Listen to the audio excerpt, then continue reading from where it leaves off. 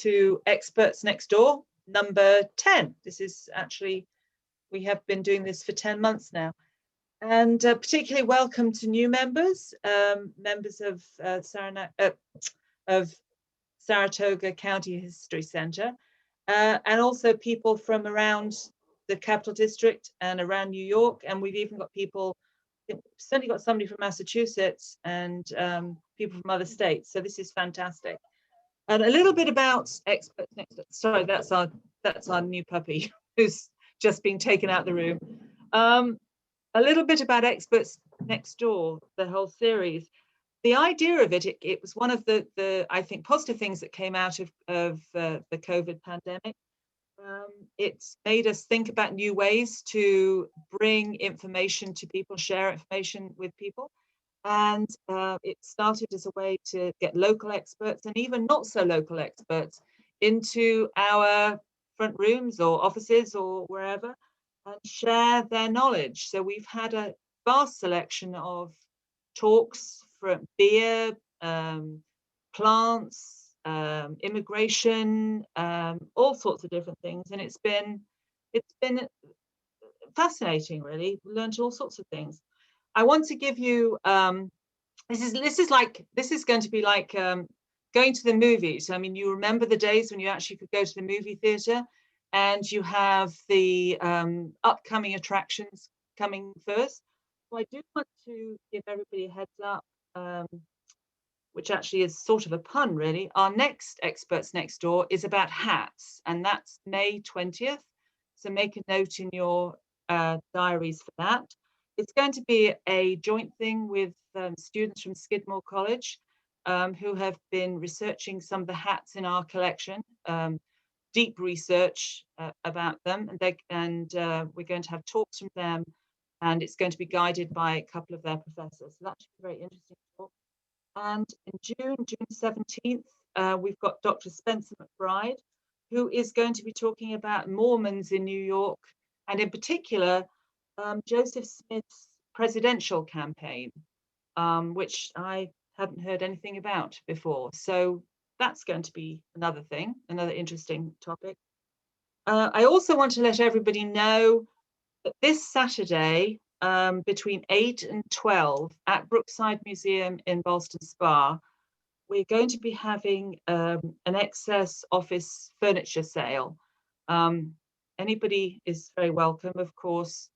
The usual social distancing and masking requirements will be in place, but anybody is welcome. It is getting rid of extra stuff that was lying around. There's file cabinets, some desks, some chairs, lights, all sorts of different things. If you're in the market for something like that, please come along to 8 and 12 this Saturday.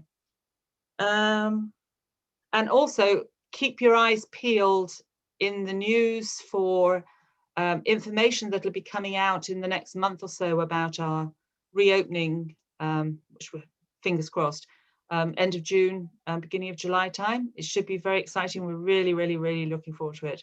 So keep your eyes peeled for that. And also along the same lines as they do in the movie theatres, we've got some housekeeping things. We do ask you, please, to keep muted so that you don't hear things like noisy puppies and phones and what have you going. But unless you're in the middle of dinner or anything like that that we really don't want to see, please let us see your faces, because it's so much nicer seeing people's faces rather than just names. It would be good to do that.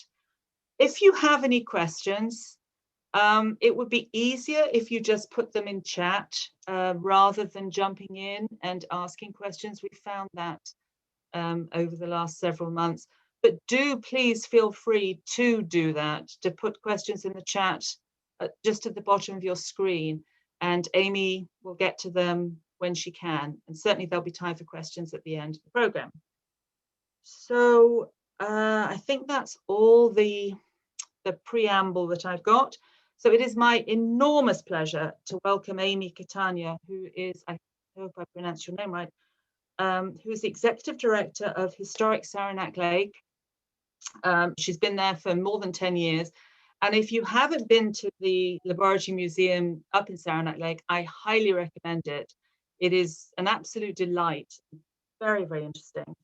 They're in the middle of a big capital campaign to actually take in Dr. Trudeau's office building next door and incorporate that into the whole complex. So that's a very exciting thing going. So I don't want to talk anymore. I would like to introduce Amy. Thank you very much. Okay, thank you so much for having me. I'm going to share my screen and get started telling you about Saranac Lake history.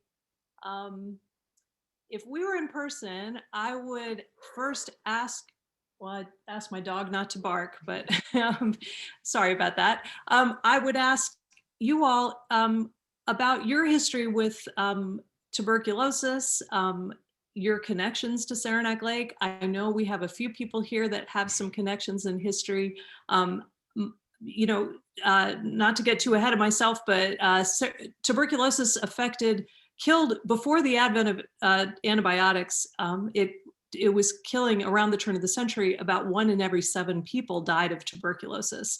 So any of us who look back in our family history can find somebody who suffered from the disease. And a lot of people came through Saranac Lake, and obviously many other places in the country that took care of people with TB. So if you have any local connections or a family member who is here, please type it in the chat box for me, and I would love to know more. And maybe we can look up some records or something for you. So I want to give you kind of an overview of Saranac Lake's tuberculosis history. I'm going to talk kind of fast because I have a lot that I can tell you, and I don't want you all to fall asleep. So I'm going to go kind of quickly and show you lots of neat pictures and hopefully keep it kind of lively. And I want to make sure that we have plenty of time at the end to answer questions. So this is where I get to work every day. This is the Saranac Laboratory Museum on Church Street, right in downtown Saranac Lake. It was the first commercial laboratory built for the study of tuberculosis. And it's a beautiful building on the National Register of Historic Places, and it's our museum. So please come visit us when you get a chance. And I'm going to now tell you what this building is all about. There we go. Oh, but before I talk about my history, I just want to point out your history. Isabel was telling me about Mount Mcgregor Sanitarium, which was owned by the Metropolitan Life Company. And it was a sanatorium built for tuberculosis curing down in your neck of the woods, as you all probably know. And, you know, it's just an example of how the sanatorium movement for the treatment of tuberculosis, which really was, you know, established, the first successful sanatorium for tuberculosis was established by Dr. Trudeau in Saranac Lake. And by the turn of the century, they were spreading all around the country. There were facilities built for the care of people who were trying to get better from TB. And your facility down there was one of them. And I know there's other ones in the area. And, you know, in general, your history is so much about people coming for their health, whether it was tuberculosis or other ailments too. And I'm eager to get down there and learn more about your history. So now that my kids are growing up, I'll have a little more time to actually do what I want to do when I go down in your neck of the woods and go see your museum. So I look forward to that. So what brought people to Saranac Lake back in the day? Well, before people were thinking about coming to Saranac Lake for tuberculosis, they were really coming because it's so beautiful here. If you've come to the Adirondacks, I'm sure you're in the foothills of the Adirondacks, you know how beautiful northern New York is. And, it was a destination for people wanting to get out of the cities. And that before that, of course, there were people, Native American people who were living here for thousands of years. So obviously we tend to make the mistake of starting with the history of the white settlers who came. There's a rich history before that. And actually, as we expand our museum, we look forward to bringing in some of that history into our museum, because we've made the mistake, I think, of often sort of starting with the white people coming to the wilderness, which is kind of an odd way to tell the history.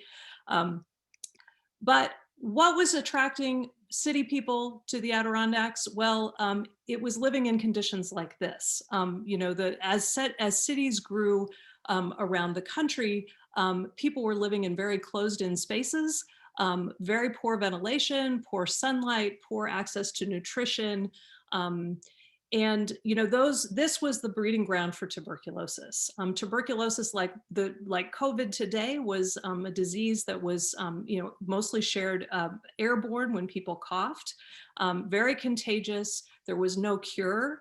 And although many people who lived in these kinds of conditions in the tenements didn't have the means to come to the Adirondacks for treatment, these people who lived in these conditions worked in the homes of wealthier people.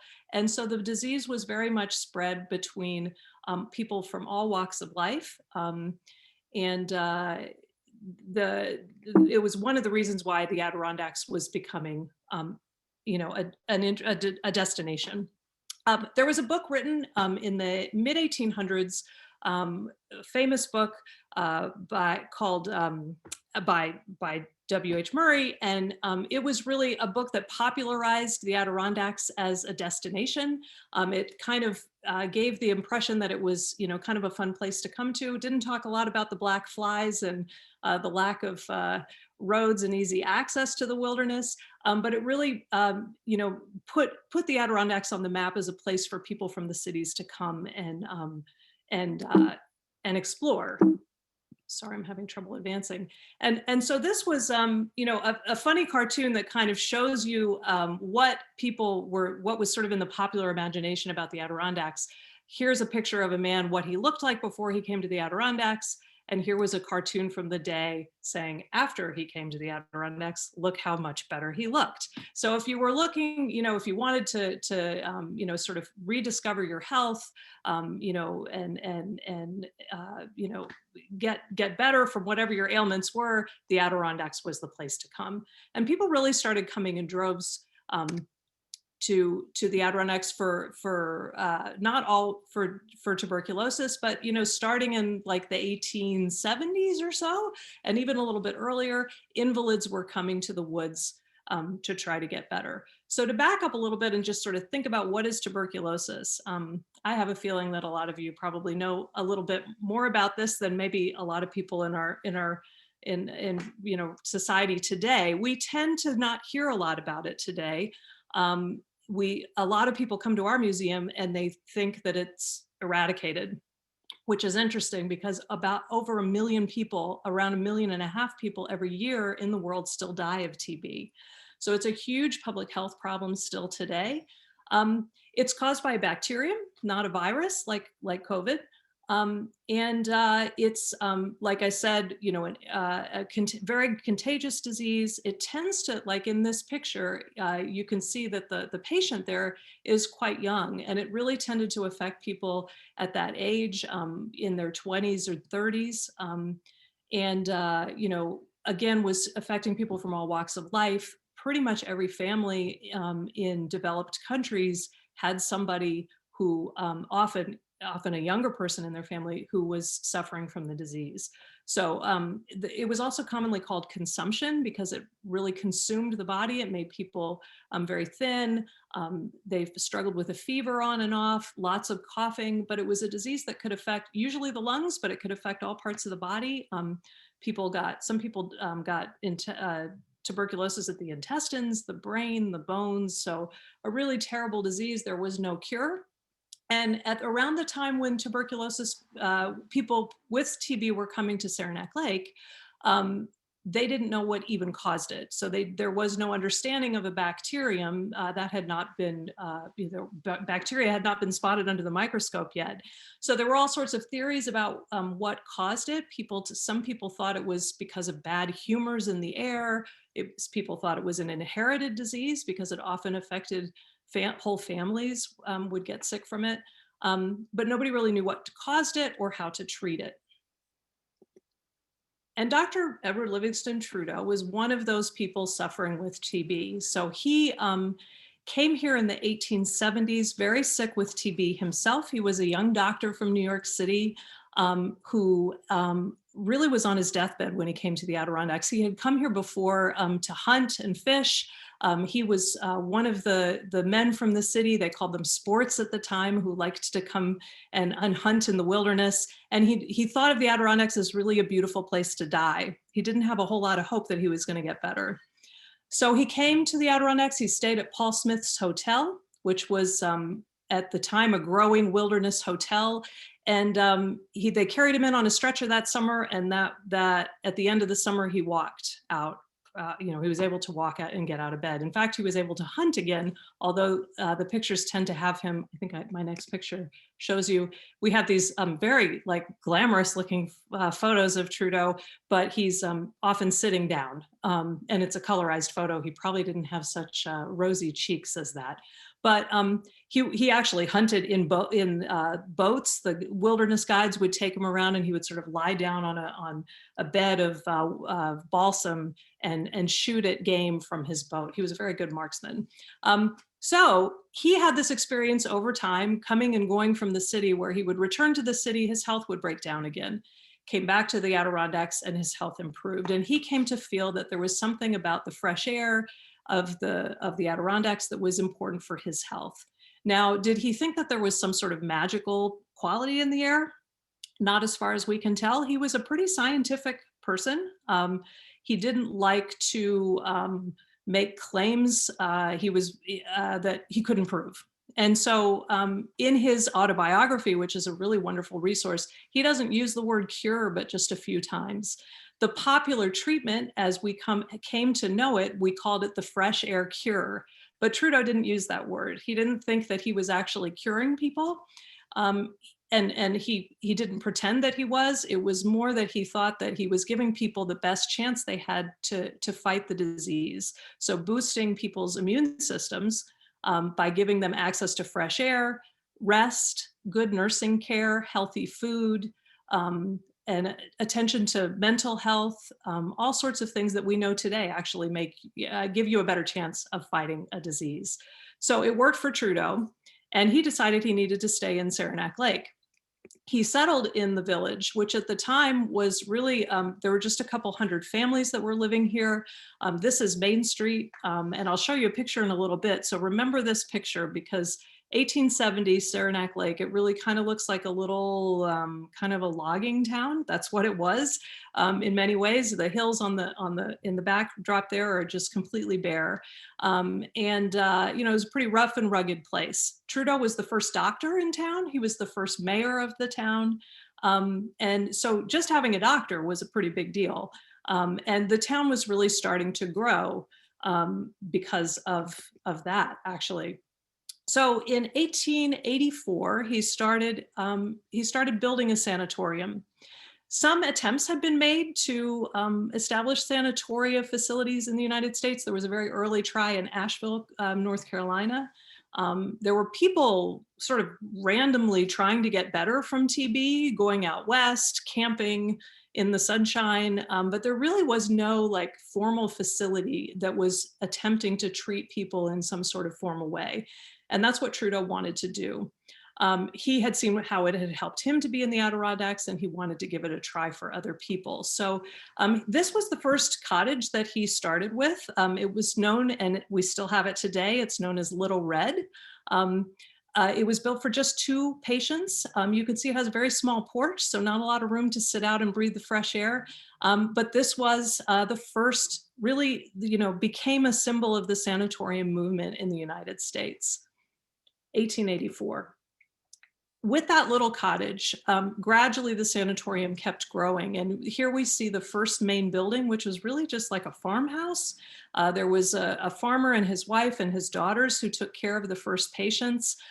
It was a very rough and rugged situation. There was no train to get to Saranac Lake. You had to take a stagecoach many miles to get here. The wolves howled at night. It was, quite an experience. Now, the first 2 patients in that little cottage, Little Red, were 2 working women from the city and from the tenements. Trudeau wanted to establish a facility that would give people who otherwise wouldn't have a chance to get out of the city, give them a chance to come here and rest and get some basic care to try to get better. So although they must have felt like it's interesting to imagine what those two first women felt hearing wolves howling at night from their little cabin in the woods. But both of them did get better. And when you compare their situation of having to work in the tenements and in the factories versus actually resting in bed and having somebody take care of you, that would certainly be a better outcome. Here's Trudeau's first home, built in the village of Saranac Lake. And here is, so this home doesn't exist anymore. This home burned down, and there was a new home built in its location, and that's the building that we recently purchased to expand our museum. It burned down because, he didn't burn it down, but to back up a little bit, that's Dr. Robert Koch. He was the German physician scientist who discovered the bacterium tuberculosis under the microscope. So Dr. Koch's work was really instrumental in Trudeau establishing the laboratory here in Saranac Lake. So Trudeau read his paper, read a translation of his paper that had been translated from German to French and then to English. And that for him was groundbreaking. Many American physicians at the time had not read or did not know about Koch's work. They had not been trained in using a microscope. There wasn't even a basic understanding of microbiology or bacteria. Trudeau read the paper and said, well, this is absolutely something that we need to do here in Saranac Lake. To me, this is one of the most fascinating parts of the story because it's kind of hard to get your head around doing this. Trudeau was sick with tuberculosis. He was living in a town where there was no, indoor plumbing or regular heating, no electricity. He had never been trained in using a microscope. But just by reading that translation of that paper, he built his own home laboratory and started culturing the tuberculosis germ and trying to replicate Koch's experiments. We think he was the second person in North America to do that. Now, this was his first little home laboratory, and it was all really his own improvised equipment. Unfortunately, one of those little improvised devices malfunctioned, and his home laboratory and his home burned down. Now, many of us, I think, would have maybe just sort of given up. But instead, Trudeau did this. So he this was his second laboratory, and this is our building today. And this was really the first commercial laboratory to study tuberculosis. Trudeau didn't have a whole lot of wealth himself at the time that he was living in Saranac Lake, but he was lucky to have wealthy friends and connections to wealthy people back in the city and patients who were wealthy, and they really wanted to see him succeed. And so one of his patients actually gave him the funds to build this laboratory, and it went straight up after the fire. So they built his second home right next door to this building and the laboratory. They were both built in 1894, and they were on the same deed for many years up until not long ago, and then we've purchased them and we've reunited them into one parcel. So, but this was the laboratory. They moved right in and continued working on the experiments. Now, one of the experiments that Trudeau did was the Rabbit Island experiment. I'm going to talk really quickly about it because it's kind of complicated, but it was a really interesting early study that showed that the environment has a positive outcome on on disease. So he basically, to kind of simplify the experiment, there were two main groups of rabbits. One group of rabbits that really replicated the conditions of people living in the tenements. They were in a hole in the basement. They had very little food, water, fresh air, exercise. Those rabbits have been infected with tuberculosis. You can guess what happened to those poor rabbits. They didn't do well, just as the people in the tenements wouldn't have done well. There was another group of rabbits that got to live out on this island, and this island today is still out there, and it's called Rabbit Island. He infected the rabbits with TB. He set them loose on the island, let them hop around in the sunshine for some time. He went back to investigate, and only one of the rabbits had died of tuberculosis. The others were absolutely healthy, and he had to hunt them down to find them. So a kind of, rough and rugged experiment, but it actually, was a way of showing that what was happening in Saranac Lake was, there was something to it, that the fresh air, the healthy food, a good healthy outdoor life was something that was going to have a positive impact on the people who were coming here. That experiment really helped to put Saranac Lake on the map. People started coming in droves, especially as the railroad came to Saranac Lake, which made it a whole lot easier to get here. And Robert Louis Stevenson was one of the early patients, and Trudeau was his doctor here. He was really at the height of his fame at the time, and that helped put Saranac Lake on the map as well. So here's another picture of the sanatorium. You can see how it's growing and changing. That early picture that was just like that kind of farmhouse and those little shacks and a bunch of stumps, all of that has been replaced. This is the second main building. Much larger cottages have taken the place of the little two-person cottages. These cottages, you can see, have much deeper porches, and sleeping out had even become in fashion by the 20s and the 30s. And so there was, the buildings changed over time as they changed their ideas about what was most beneficial for the patients. The sanatorium is about 1.5 miles from our museum, and it's here in Saranac Lake, just down the street from where I live here. And it has been purchased by a preservation developer, and they're investing a lot of money in the property and bringing the buildings back. So there is hope for these old facilities.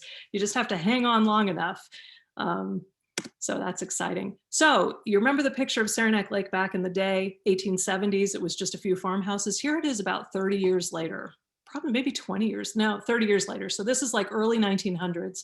You can see that all of those little farmhouses have been replaced with what we call today cure cottages. This is all new construction, and pretty much, I mean, the construction you see up on the hillsides, those are all homes that were built to accommodate tuberculosis patients, and a really big hotel there down on the water that also took in TB patients when they first came to town. So the town is really growing. And everybody was really getting into the act of taking care of TB patients. Here we see a picture of tray boys. We also had tray girls. These were people who delivered meals to the patients. Some of them were grown-ups, but many of them were high school kids. There was a special long lunch hour during the day so the high school kids could get off and go deliver meals to the patients. And the cure cottages I mentioned. So the Trudeau Sanatorium really established Saranac Lake as a destination for tuberculosis, but there was a lot of overflow. I mean, there were a lot of people who came here who couldn't get into Trudeau. Although it was a big facility, it only accepted at the most about 400 patients at a time. So there were many more people than that coming to Saranac Lake. Other large sanatoria were built in the area. But also the private homes took in patients. And this to me is one of the most interesting things about our history, because from what I know about other areas that established curing or care for TB patients, it was often like a sanatorium sort of outside of town, and the patients were almost quarantined. There was very little contact with them, with the community. Here in Saranac Lake, it really wasn't like that. And even though TB there was a lot of stigma and fear around the disease because it was very, obviously something that people didn't want to catch, and they knew it was, communicated easily. But in Saranac Lake, there wasn't that same fear and stigma. And people often ask about like why that was and what the difference was.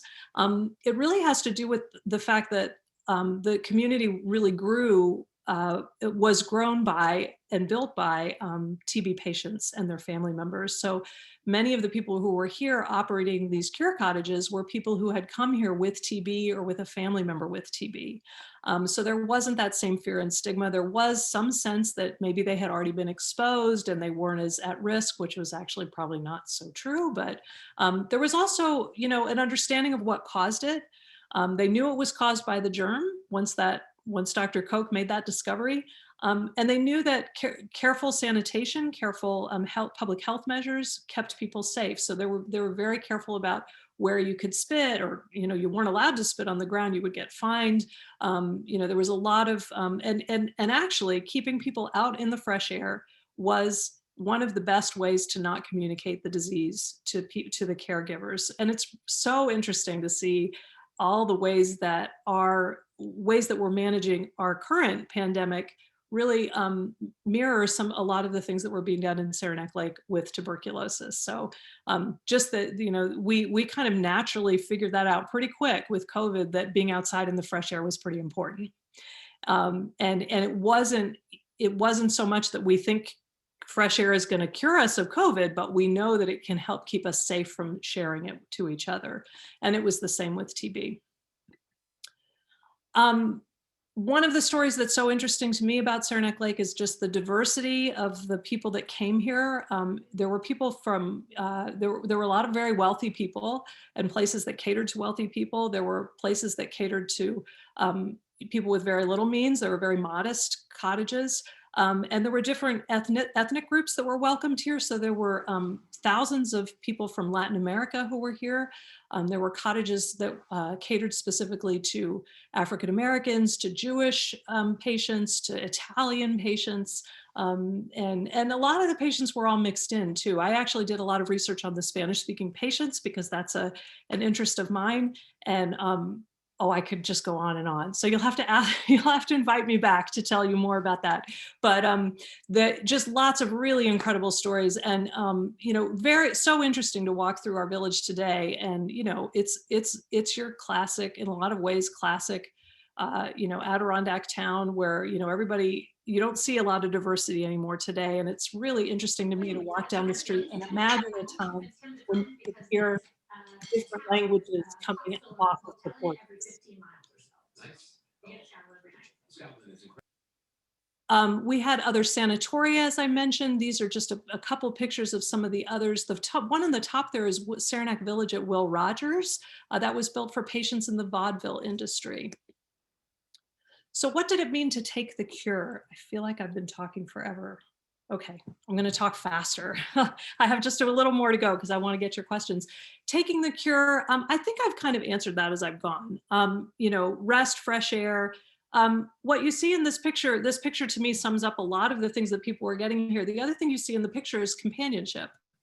People are out there together. They're not alone. And we know now how loneliness and that being shunned by your family was something that was so damaging for people who had tuberculosis. And a lot of people came here and then found a new community. And in fact, many of them stayed because of that. A healthy diet was important for tuberculosis patients. They were constantly kind of tinkering with that and changing the diet, but for a while, like lots of eggs were important, lots and lots of dairy, because it's like a wasting disease, giving people a lot of high calorie food was really important. Beauty was part of the treatment. So there was all of the cottages at the sanatorium are oriented to the view. And there was this desire to, you know, they knew that people were going to be coming here for quite a long period of time, many of them. There was no magic bullet to cure them. And so keeping their spirits up was really important, giving them a sense of hope, giving them, you know, a reason to open their eyes every day, even if they weren't going to be able to get out of bed. And so giving them a beautiful view was part of the cure. Something that hospitals could maybe keep in mind today as they build these tiny little rooms, sometimes without even a window. I think they've gotten a little wiser about how important a view is for people. Exercise was part of the cure. They were careful with exercise. They knew that they couldn't wear the patients out, but it was important to keep them moving if they could. They had rules for exercise. I love these rules because it has this funny one at the bottom where it says, remember always that you will have to return, which of course is important for those of you who have ever gone hiking in the mountains. You know, you get to that point where you go, oh gosh, I have to turn around and go home and I'm like 6 miles away. They also even prescribed exercise. So you can see this little prescription card here where they were prescribing the amount of exercise the person could take. Occupational therapy was an important part of the cure. Saranac Lake had the first occupational therapy program for patients who were physically ill. There were some programs for occupational therapy with mentally ill patients, but physically ill patients got their first occupational therapy here in Saranac Lake. And we have all sorts of people who work in occupational therapy who come to Saranac Lake, particularly because of that. It's like sort of their mecca of occupational therapy. It was very popular. It was established at the Sanatorium, the Trudeau Sanatorium, They had a whole workshop there that almost looked like a schoolhouse. People could learn basket weaving and pottery and jewelry making and English and history. They did all sorts of things. Here you see women who are working on, I think, what they call illumination. It's a special kind of lettering. We have wonderful pictures of patients in the workshop. They're often dressed to the nines like these ladies are. You can see they've done their hair and they're all dressed up. Often there are men and women in the same room, which would also, you know, enliven your life for many people to have a chance to mix and maybe develop a relationship. So, you know, that occupational therapy was a place to make friends as well. It was so popular that they established an occupational therapy program in town for the village residents, for the patients who were in town, but also just the regular community people who didn't even have TB. And I love this part of the story. We had a whole building, it's not there anymore, but it was right next to the library that was there to bring occupational therapy to the village. And people took Spanish classes, history. They taught X-ray technology. So there was a whole crew of X-ray technicians that were taught there.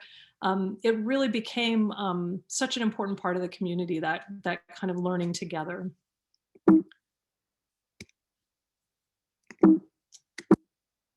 Let's see. Social activities were an important part of the cure. Here we have a picture from the sanatorium. There was an auditorium there with a stage, and these are TB patients. Now, do they look like sick people? Not really. They're all dressed up in costumes. They're having a great time. There's a guy dressed as Miss America in the middle there, George Washington. And, you know, they're putting on plays and performances. It's surprising how many pictures we have of patients who don't really look very sick. The Trudeau Sanatorium actually accepted patients who were not very sick. They wanted to catch people at the beginning of their illness because they felt like there was more of a chance to succeed and kind of put the disease into remission. Other facilities had very sick patients, and so it was definitely a mixture. And some of the people who came to Trudeau not very sick got very sick. So it was not successful for everybody, that's for sure. Entertainment was also part of the cure, and we established very early on a winter carnival in Saranac Lake that was really started as a way to pass the time for the patients and their families who were here during the long winter months. And if you haven't come to our winter carnival, I hope you'll come because it's still a whole lot of fun. And cousining was an important part of the cure. I mentioned the possibility of meeting a romantic partner at the occupational therapy workshop. Trudeau was the sanatorium was men and women mixed together there, and relationships were not totally frowned upon. Even if you were married, and this is really interesting to me, it was okay to have what you would sort of wink and nod and say, this is my cousin. And it was understood that your cousin, was somebody you had a crush on. And, there were expectations that you would kind of keep things, within certain bounds, I suppose. But there was sort of this understanding that if a person has a romance and somebody they have a crush on, they're much more likely to feel an interest in living and a desire to beat the disease. And so romance was okay. And there are a lot of other places where the genders were kept totally separate, and it was very frowned upon to have romantic relationships. Public health measures were important, like I mentioned. Spitting, people spit in these, one of the symptoms of tuberculosis is this terrible cough that people have, and that's full of bacteria. People were expected to spit in these special containers. X-rays were an important tool for monitoring the disease and diagnosing the disease. Medicines, there were lots and lots of medicines given to the patients until the advent of antibiotics. They really weren't effective against the disease. Some of them were medicines for comfort. And so if a person was towards the end of their life, they gave them the same things that we give people who are dying now, morphine and, very strong narcotics that were prescribed. Those, of course, are incredibly addictive. And there were problems with addiction because, I don't think it was quite understood how dangerous those drugs were at first. And then some of the drugs were completely useless and probably harmful. So that wasn't so good. Surgical procedures, there were a lot of surgical procedures done that were actually quite successful. Again, it primarily affected the lungs. So they did lung removals, they removed sections of lungs, they did lung collapse therapy, all of these things that sound pretty brutal. And we have some of those devices in our museum. They look pretty brutal, but they actually were rather successful. And with drug-resistant tuberculosis patients today, some of those same procedures are done. Obviously, with more modern equipment and more sterile conditions. But many people in Saranac Lake had ribs removed. And not long ago, we still had a lot of patients in town. We don't have many at all anymore because too many years have gone by. But there were quite a few people who were stooped over because they had ribs removed to keep a lung collapsed so that it would just keep the infection from spreading. And many of those people lived a very long life. And credited their success to the procedures. So it was a range of experiences for people. And a lot of people that come to our museum ask, what was the success rate? What was it really like? And it's kind of hard to say. The experience in Saranac Lake was quite positive for quite a few people. Those are the stories we tend to hear because those people survived and they were well enough to share those stories and write them down and write letters. This picture on the left is a picture of my one of my board members, Priscilla. That was her dad in that picture. And he got better and had a family, and he's there with his cousin in that picture, actually. Looking at the other picture, the black and white picture there, you can see that person does not look happy. She's probably suffering. Her children also look like they might have tuberculosis. They look quite ill. And there were many people who came here and did not have success. And we don't know the number of people that lived or died from Saranac Lake. At the Trudeau Sanatorium, we do have those statistics, and there were actually very few deaths at the Sanatorium. Again, they were taking healthier patients there. At other places in town, we know that there were many people that did die. It kind of depended on how sick people were when they got here. That was a big part of it. So I have some personal stories of some of the patients, and if I had more time, I would tell you these stories, but you're going to get tired of hearing me talk. So I am not going to tell you these stories. You're going to have to come to our museum to find out about these people. But I'll mention Isabel Smith. She was here at Trudeau for over 20 years and wrote an amazing book about her experiences here. You can email me and ask me about it, and I'll share that with you. Martha Rebin was a patient who cured in the wilderness. She didn't want to stay in town, and she went camping and wrote several books about her experience. She was an amazing person. And Alfredo Gonzalez, the Spanish-speaking patient, he's the tall man in the hat there. He's here with a photograph that we call, it's labeled in our collection Spanish patients, mostly probably from Cuba and Puerto Rico. So all sorts of amazing stories. But I'm going to kind of close by telling you what happened to end it all. And it was this wonderful medicine called streptomycin, combined with several other drugs to be an effective cocktail against tuberculosis. Streptomycin, it took a while to find those other drugs that could make it all work together. And so it wasn't really until the late 40s, early 50s that the long-term tuberculosis sanatorium treatment was no longer necessary because all they had to do would take their drugs and it knocked out the germ. So this medicine was really a wonder drug for all the people that were suffering from TB around the world. It was not such a wonder drug for Saranac Lake's economy because we had really built our entire town on this disease. Now, how is it that we still have tuberculosis in the world today, even though this medicine was discovered, 70 years ago? Well, I'll get to that in a little bit.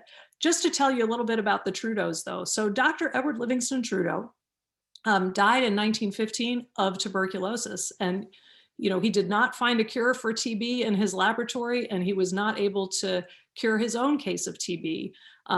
And sadly, his, several family members also died of TB, including his daughter. So, it was a terrible tragedy in his own life. His one surviving son was another Dr. Trudeau. He really kind of took over in his father's shoes when his father died and became a prominent tuberculosis doctor in Saranac Lake and the head of the Sanatorium. And his grandson is here with us today. And so Dr. Francis Trudeau also had a son named Frank Trudeau, who also took in his shoes. So we had 3 generations of Trudeau doctors who were very important in Saranac Lake history. Pretty amazing story there. And they practiced medicine in the building that we now own and will be opening as a museum. Here's a picture of Frank Trudeau with his grandfather, Edward Livingston, which is a statue at Trudeau Institute today. And just to mention the most famous Trudeau who's with us today is Gary Trudeau, and he is the cartoonist for the Doonesbury cartoon. And Gary's great grandfather was Edward Livingston Trudeau, who started the tuberculosis treatment in Saranac Lake. Gary, still keeps his connections to Saranac Lake, and he designs our annual Winter Carnival button every year, which is really nice. And can I give a shout out to our other Edward Livingston Trudeau who's here with us today? I'm putting you on the spot, Ned. Hi, Amy. Hi. Great to hear you talking. You know more about my family than I do. So I just love to point out Ned is actually and Ned is Gary Trudeau's first cousin, and his great-grandfather is also Edward Livingston Trudeau. So it's great to have this connection to the Trudeau family. So thank you for joining us, Ned and Patricia. Good to see you. One last slide is just to talk about, TB continues today. How is it that 1.5 million people can die of tuberculosis today when the treatment was discovered so many years ago?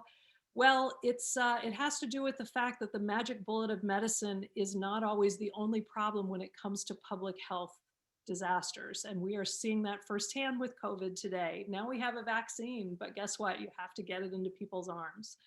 And the same with the antibiotics for TB. TB requires at least about 6 months of several different drugs every day that can make you feel really sick. And so it's really hard to get that kind of consistent medicine to people who are living in very poor countries, places with poor public health systems. Our own country has had a resurgence of TB because we have such a poor public health system, especially in rural places and in African-American rural communities in the South. They've had a resurgence of TB. It needs to be, people need to be checked for it. They need to be, they need to get that consistent medicine.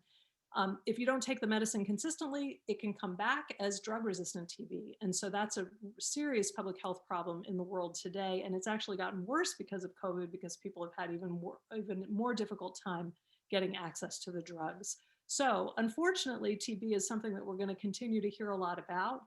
And antibiotic resistance in general is, certainly a problem that I hope you're not going to have, mark my words, is going to be sort of the next public health thing that we'll be worrying about. But on that somewhat gloomy note, if you want to find out more, please come visit us. As I've mentioned, we have 2 museum buildings that we're working on now. So the museum is in the laboratory building on the bottom, and that's a beautiful picture of what we are bringing back to life right next door for our museum at campus. And we hope that you will come visit us and find out more. And with that, I think maybe we can look and see if there's a few questions. I'm going to stop sharing here. Whoops. There we go. And I see a few things in the chat box. Let's see. One person says she marched many times with a large group of friends in the Saranac Lake Winter Carnival Parade. No TV connections, but that's wonderful. We're in the parade every year, and it's absolutely ridiculously fun. So come back and do it again if you want. A camp on Music Island. Where is Music Island? I don't know. I've never heard that island before. Somebody mentioned they have a camp on Music Island. So I hope you'll tell me more because that sounds really interesting. My grandmother Cora died of TB in 1928. She was living in Braintree, Massachusetts. Wow. My grandmother's brother died young of TB. My mother told me he went someplace in the mountains. From my research, I believe it was Saranac Lake. Are there records that could confirm this? That was Cheryl asking the question. And Cheryl, yes, actually, we have lots of TB records and people ask us these questions all the time, especially in this time of COVID. Everybody's been kind of at home thinking about these sorts of things. And so we've gotten a ton of questions and requests and collections items that have come in. So if you would like to email me, I will get you in touch with our archivist and she would be happy to check the records. We have a lot of TB records and there's records across the street at the Saranac Lake Free Library. So we can do a search for you and see what we can find. Oh, Barbara Cupsig, I know you. Hi, oh, it's you. Hi there. I remember you from long ago. You visited us in Bart. So good to see you. Uncle Harry and the family lived in Saranac Lake in the early 1900s. What an amazing story your uncle has. He died in France in World War I, and his name is on the World War I memorial in Saranac Lake. My grandmother had a boarding house in Saranac Lake for families visiting in the early 1900s, and we visited years ago. It's so nice to see you again. We did an exhibit on World War I in Saranac Lake, and it was so great to make that connection. So great to see you. I'm trying to remember, did he have tuberculosis? Is that, there wasn't TB as far as you remember? I think you're on mute. Can't hear you. Oh, and maybe he's permanently on mute because of the way it's set up. So I think I'm recalling that there wasn't tuberculosis, but the family had a business here, and he was from here. So yeah. But he Actually, enlisted in World War I and was buried in an American cemetery outside of Paris. And we made a special trip to honor him because nobody else knew about it. Yeah. So we spent 4 hours just and Barbara's father owned a haberdashery store in Saranac Lake with William Morris. That's right. It was the Jack Moore. Jack Moore. Jack Moore. That's right. Oh, amazing. William Morris. So William Morris, like the talent agent, who there's still the William Morris agency in the biggest talent agencies in the country. He also had tuberculosis, came to Saranac Lake, lived here for a good long time, and brought all sorts of talent from all around the country here. And he had this haberdashery with my father. With your father. Mm-hmm. That's so. That was Harry's older brother. Okay. Yeah. Very cool. The other part of the story is that my brother and I both went to Rutgers University where streptomycin was discovered. And one of my brother's friends was the assistant to Dr. Waxman. Wow. And Dr. Waxman took kind of a lot of credit for the discovery, didn't he? He got Nobel Prize for it. Yep. There are people at the university going way back that say that the assistants should have gotten more notoriety. That's a whole nother story. Yeah. That goes on. It's very interesting though. That's an amazing connection. So I'm so glad to see you guys. That's great. Yeah. Well, we're hoping to come up. We live in Saratoga now. Saratoga Springs now. So you're not far away. Yeah. So we'll get there again. I have somebody here, Barbara O'Neill, who says, I'm an occupational therapist. And I remember learning about this in OT school many years ago. OT has come a long way from crafts though. Very true. And you know, we have a current exhibit. We do temporary exhibits at our museum, and we have one that we're keeping up because a lot of people haven't had a chance to see it with everything going on. But it's called The Art of the Cure.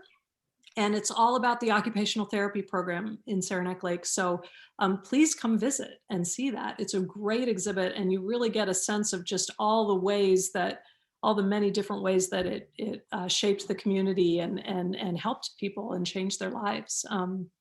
Occupational therapy was to encourage participation in functional and meaningful occupations. Yep. For sure. And I think with TB patients, it was also kind of a way to give them some kind of sedentary work that would not wear them out, and, be able, something that they could have income from. And actually a number of those patients who learned some skill in the occupational therapy stayed in Saranac Lake and really established a little thriving arts community that we had. We had a jewelry shop and a pottery shop. Several, artists that were here, quite a few artists. And so it's just interesting that people stayed. Music Island is by Watch Island. Thank you. Good to know. And one last comment, my mother, born in 1958, had TB. Doctors never believe me when I tell them. That's very interesting. Yeah, I think probably a lot of us my age, or around my age, older than me, got a lot of skin tests for TB in school. And I know that people who still work in the medical profession or in prisons still get TB tests, because it really is something that has not gone away, that's for sure. So I would love to ask you to come back and see the museum. We have a new exhibit that we're working on, which really just explores parallels between the experience of COVID and the experience of TB. It's probably something that you've been thinking about as we've been talking about this today. So many of us have been basically quarantined, and in a lot of ways sort of experiencing the world in the way that TB patients did. And there have been positive things from that, and there have been really difficult and negative things depending on your situation. So we're exploring, looking at finding literature that addressed pandemics. And pandemics have been with humans ever since we've been humans. And so it's really interesting to go back in literature and find works that really explore the pandemic experience. So we're pulling out quotes from different works of literature, and then featuring different people in the past and the present, and sort of thinking about ways that we each have been impacted from COVID, and then also helping us to think about people in the past with tuberculosis. So I'm excited about that exhibit. Hope you'll come see it. There's another question just popped up from John Cromie, but how did the sanitariums market themselves to the various municipal health departments to pay for those without funds? Interesting question. Yeah, that's a good question. So the different sanatoria, they each kind of had their own niche.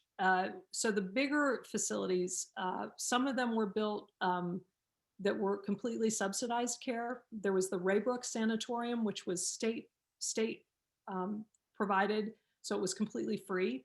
And that, public health people in the city just sent patients here.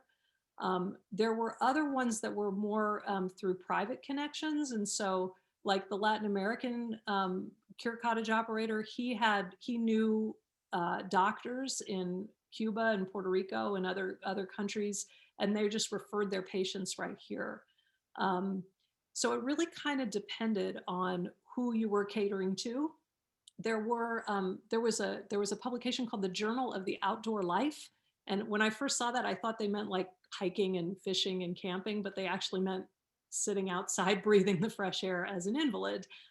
So the Journal of Outdoor Life was produced here, but it was sent to people all around the country and sanatoria all around the country. And there's these wonderful ads in that publication that you can find out about, what people were charging and what services they provided and who they were advertising to. So, people advertised their services in that way. And, a lot when it came to the cure cottages, a lot of people, if you were a sick person and you had enough means to get here and pay for it, you would probably just like find the ad or ask your doctor, and they would, you know, maybe give you that publication, and you would just kind of like apply and come.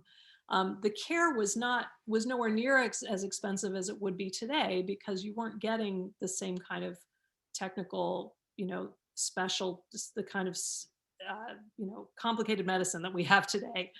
There was also, you know, no, you know, lawsuits and things that, you know, cause medicine to be so much more expensive. So it was really kind of like good basic nursing care.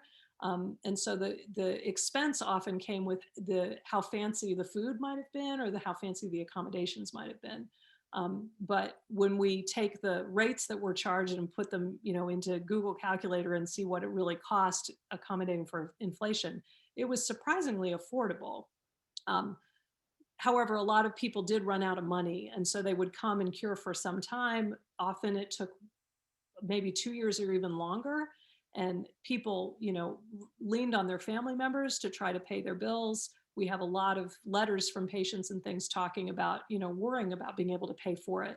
And a number of people would, you know, start at one place and have to go to a cheaper cure cottage, or even go to the state hospital at Raybrook for free care. So. That's great. Are there any more questions?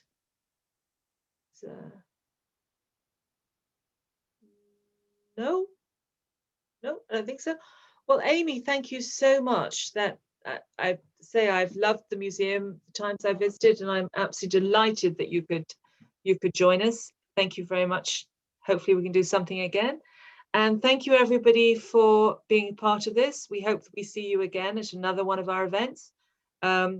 Keep your eyes opened. Check us out on social media, or check your mailboxes, or even newspapers. We do actually manage to get press releases out. So we hope to see you again. Thank you all so much. Amy, thank you. Thank you. Take care, everybody.